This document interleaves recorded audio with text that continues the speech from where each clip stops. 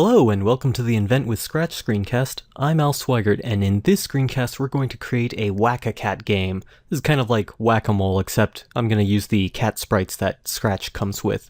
So we move this hammer around, and I can press the space bar and try to hit as many of these cats in the time that I have left.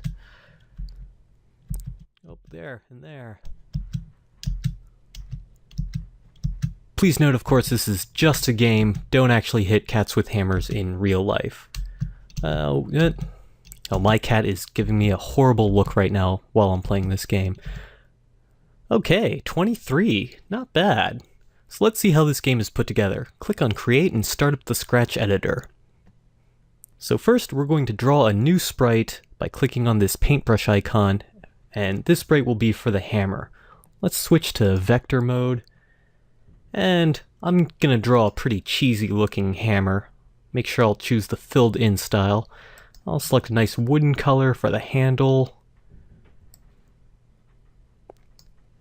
And then a black color for the, metal part. And make sure the center of the image is somewhere at the base of the handle. It's really important that you have the hammer facing to the right, because if you look on the info panel for this sprite, might as well rename it to hammer while I'm here. This is what the sprite looks like when it's facing the right direction. So when we have it facing 0 directions straight up, we'll want the hammer to be straight up. First thing that this hammer does is at the very beginning of the program, it'll set itself to -30 degrees. So let's grab the when green flag clicked block, and then go to the blue motion category and grab that point and direction block, and we'll set this to -30. We'll also go to the purple look section. We want to make sure that the hammer sprite is on top of everything else that's on the stage, so grab this go to front block, and that'll move the hammer in front of everything. We want this hammer to be in front of the cats. We don't want the cats to be in front of the hammer.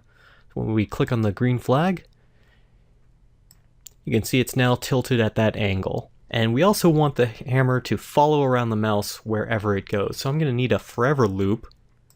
And the only thing that goes inside of this forever loop is from the dark blue motion category. It'll be the go to block. And we'll just have it set to mouse pointer. So that way it's forever constantly updating its position to match where the mouse pointer is. So what this looks like is that the hammer follows the mouse around. Next, we want the space key to do the hammer swinging animation. So I'm going to go to the Brown Events section, grab this when space key pressed, and what we want to do is rotate the hammer to the right by 90 degrees. So I'm going to grab this block and change this to 30, and then have 3 of these. So you can see now I press the space key and it rotates downwards. Now that doesn't really look like a smooth animation, so I should add some weights in between these rotates. So I'll go to the orange control section, grab this wait 1 second. 1 second is way too long. Let's just make this 0.1.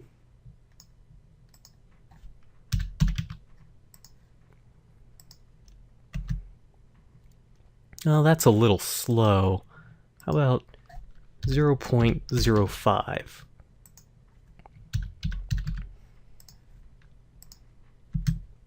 That's pretty good. And so once it swings down, we want the hammer to stay in that down position for just a brief instant, maybe 0.3 seconds. And then we'll have the hammer rotate itself back up. So go to the dark blue motion category and grab the turn to the right block,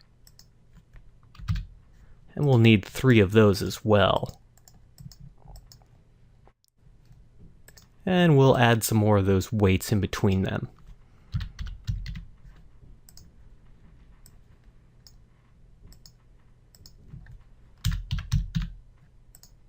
So let's test this out. Click on the green flag. Yeah, that's looking pretty good. Now let's create the animation for those cats popping out of the holes. To do that, I'm going to go to the costumes section of the cat sprite, And I'm going to go ahead and delete this second sprite. We won't need that. And then what we want to do is convert this to a bitmap image. And I'll explain why in a little bit. And grab this select tool and select the entire cat and move it up and out of the way for just a little bit, and I'll explain why in a moment. Then click on the ellipse tool and draw a black hole big enough for the cat to fit in. And now before you do anything else, right click on this costume and create a duplicate of it by selecting duplicate. And if you go back to the first costume, now we want to erase the entire cat. We just want this first costume to be just the hole and nothing else. And then go ahead and duplicate that second costume now, so that we have one costume that's just the hole, and then two costumes that have cats. And for this second costume, I'm going to erase everything except just the ears, so just erase it just like that. And then I can grab the select tool and select all of this and lower the cat ears so it looks like the ears are just poking a little bit out of the hole. In fact, let's make a few more duplicates. How about 3 more duplicates? And so for the third costume, we want the cat to be a little bit more out of the hole, so I'll just erase everything underneath the eyes. And then use the select tool to select the cat's head and move it right there. And then for costume number 4, let's maybe have everything below the head be erased. And move that in position.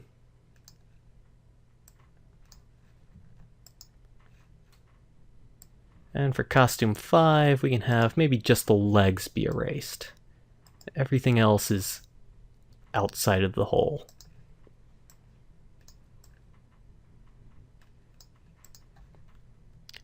Then for the 6th costume, we can have the entire cat selected, maybe just right there above the hole, like the cat's jumped out of the hole a little bit. And now we need the animation frames for the cat going back inside the hole. We could try drawing them again, but we already have them right here, so select costume number 5 and then duplicate that one. And that'll become the new costume 7. So you can see, here's costume 5, where the cat's going a little bit out of the hole, and then costume 6, the cat's entirely out of the hole, and then costume 7, the cat's going back down. So we duplicated costume 5 for that. Now duplicate costume 4, and then duplicate costume 3, and then duplicate costume 2. We don't need to duplicate costume 1 because we'll just have one costume where it's just the hole. So let's go to the scripts section now. So at the very start of the program, we want the costume where it's just the empty hole to be selected. So go to the look section and grab the block that says switch costume, and we'll set that to costume 1. Now we'll enter into a forever loop, and inside this loop we'll have the cat wait for a random number of seconds and then start playing all of the animations where it's popping out of the hole and then going back in, meanwhile checking to see if it's being hit with the hammer. So the first thing we'll have it do is wait a random number of seconds. So grab that wait 1 seconds block and then go to the green operators section and grab this pick random 1 to 10. Instead of 1 to 10, that's a little bit long, we'll just say 1 to 6 seconds. And now go to the orange control section and grab this repeat 10. We'll keep it as 10 right here. We're going to put a next costume block inside of there. Now the number of costumes and the number we have in repeat has to be the same so that we execute 10 next costumes, so it goes through each and every one of the costumes and then it ends up back at the hole. So if we click on the green flag right now to test this out, it's waiting for a random number of seconds, and then the cat pops out. Wow, that was pretty fast actually. We need to slow that down a little bit. We'll add a small wait period in there. Let's say about 0.075 seconds. So we can click the green flag and test this out. Yeah, that's a little bit better. But we also need code that checks if the cat is being hit with the hammer. So we'll grab an if block and put it in right there. And this is actually a little tricky. So let's think about what exactly is happening in order to cause the cat sprite to think it's been hit. First of all, it has to be touching the hammer sprite. So we'll grab that touching block from the sensing section. But not only that, it has to also have the hammer in that swung down motion. So remember, the hammer starts off at -30, and it swings to the left by 90 degrees, so it'll end up at -120. So for the cat sprite right here, we need to grab this operators section's equal sign, and go back to sensing, and there's a block down here that says X position of hammer. This allows us to grab one of the attributes of a different sprite and use it inside this sprite, which is the cat in the hole sprite. So let's click on the black triangle, and we don't want X position, we actually want direction. The direction of the hammer has to be equal to -120. So it has to be touching the hammer, and the hammer has to be swung down. So we could put one of these conditions into an if block, and then put another if block inside that if block for the other condition. There's a different way to do this though. If you click on the green operators section, we can grab this AND block. And the AND condition is only true if both of these conditions on either side of the AND keyword are also true.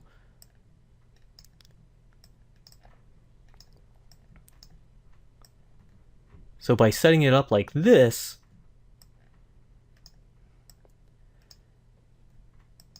we can say touching hammer and direction of hammer is -120. Then we only need one if block. So before the program execution enters this if block and executes the code here, both touching hammer has to be true and the direction of hammer has to be -120. It's not enough for just one of these to be true, both of them have to be true. So in that case, we'll just create a variable that says score and make it for all sprites, and we'll change the score value by 1. And then go ahead and have the cat say ouch.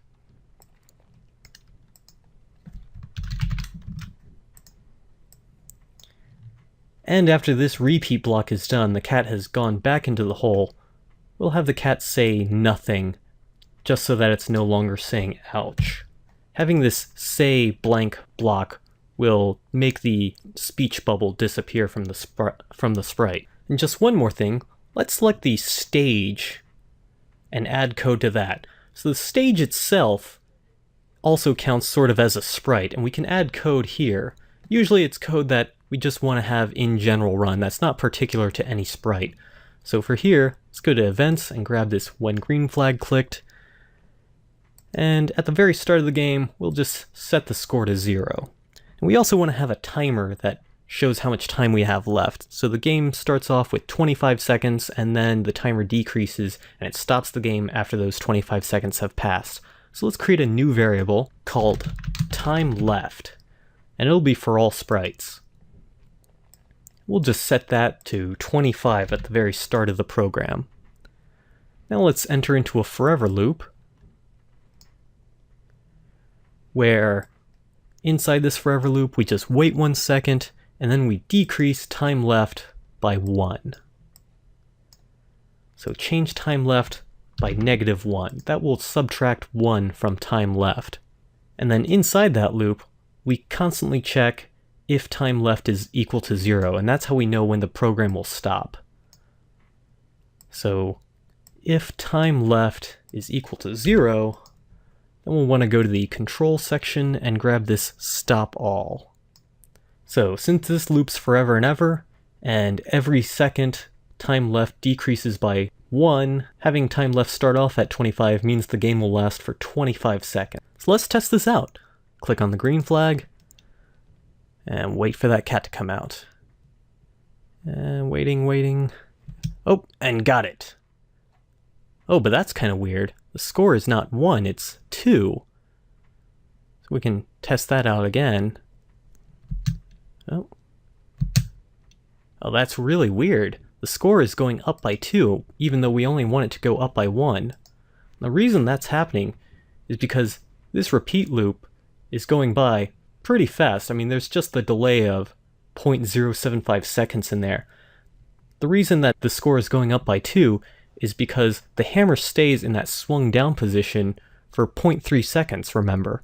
So that means that there's plenty of time for this loop to go through twice and change the score by 1 twice. So we only want it to happen once, that first time that we enter this if loop. And we can do that with a new variable. So click on make a variable. We'll say this variable's name can be wasHit, and this will be for this sprite only. So wasHit will keep track of if we've already changed the score from the cat being hit already. So at the very beginning of this loop, we'll always set wasHit to false. And then inside of this if block, we'll set wasHit to true. And then we'll have to add yet another part of this condition so that we only enter inside this if block if wasHit is equal to false. So I'm going to have to grab an equal sign and grab wasHit if wasHit equals false. But I only have 2 sockets for that AND block, but fortunately we can just keep adding more and more AND blocks for our conditions. So I'll just grab this and put that there, and then put this in there. Alright, so if wasHit equals false, and the cat sprite is touching the hammer, and the direction of hammer is -120, then we want to change the score by 1 and have the cat say ouch. We'll also set wasHit to true, so even if we loop around again, this part of the condition will no longer be true. So that means the entire condition will be false, and we'll skip the code inside this if block. That's how we can prevent this double scoring from happening. So let's click on the green flag and test this out.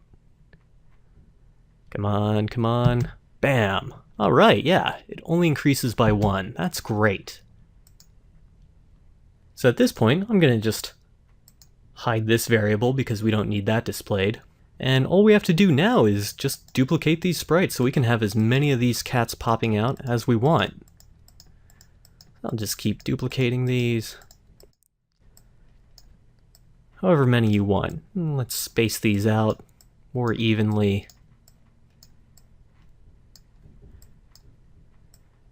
We can also have a little perspective going on if we make the ones up here at the top smaller and the ones down here larger, so it kind of looks like it's going further away as it goes up to the top. So I'll grab the shrink tool and shrink this down, say 1, 2, 3, 4, 5 times. Shrink this 1, 2, 3, 4. 1, 2, 3, 4. 1, 2, 3, 4. And 1, 2. And maybe leave this one the same size and just increase this one by 1. Make these bigger by 3. This one bigger by 5.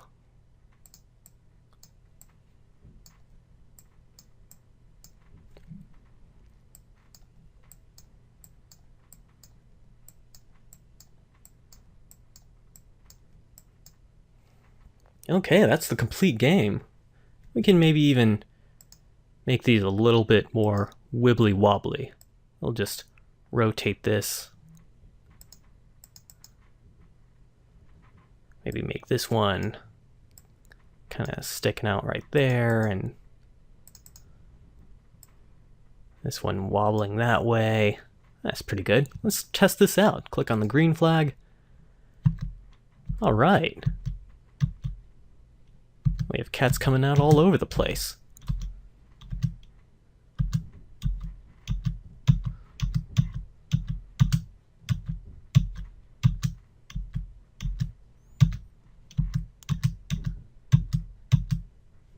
This is great. So we have this hammer that's following around the mouse cursor, which makes it easier to move around. We have the space key that tells the hammer to swing down. And in this screencast, we've also learned how to use the AND blocks so that we can combine multiple conditions. Really, it's just the exact same if we had 3 if blocks, each with one of these conditions inside of each other, but it's a little bit nicer to have it all on one line. And then we also went into creating frames of animation with these cats slowly popping out and then going back into the hole. So I hope you found this screencast to be helpful. This is Al Swigert reminding you to be kind to animals, and thanks for watching.